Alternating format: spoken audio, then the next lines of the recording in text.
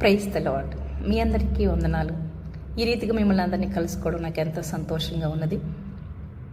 ఈ దినము నీవు ఆత్మానుసారివా లేక శరీరానుసారివా? రోమిలకు రాసిన పత్రిక 8వ అధ్యాయము 5వ వచనంలో ఉన్నది.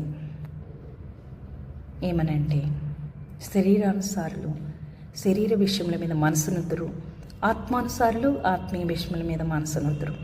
శరీరానుసారమైన మనసు మరణము, ఆత్మానుసారమైన మనసు జీవమును సమాధానమునై ఉన్నది. ఏలైనగా శరీరానుసారులు దేవునికి విరోధమై ఉన్నారు. శరీర స్వభావం కలిగిన వారు దేవునికి విరోధులు అంట. అలాగునని శరీర స్వభావం గలవారు దేవుణ్ణి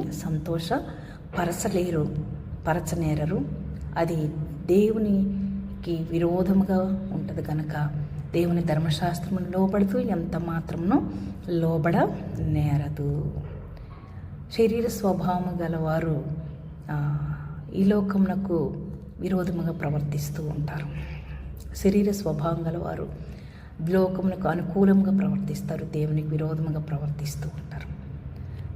క్రీస్తు ఆత్మ మీలో లేని ఎడల వారు ఆయన వారు కారు అనంది.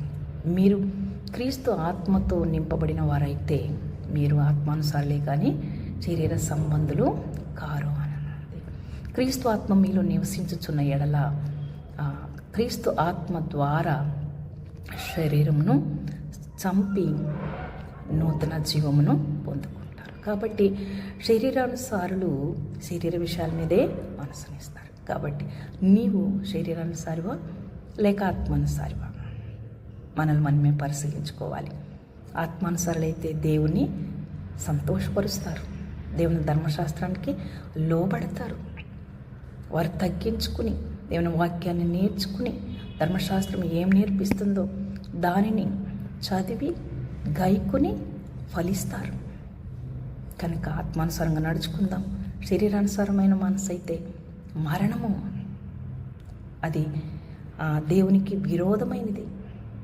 శరీర క్రియలను మనము చంపాలి, ఆత్మచేత శరీర క్రియలను మనము చంపాలి.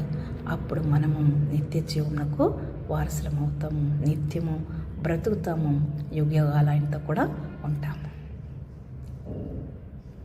వందనాలు.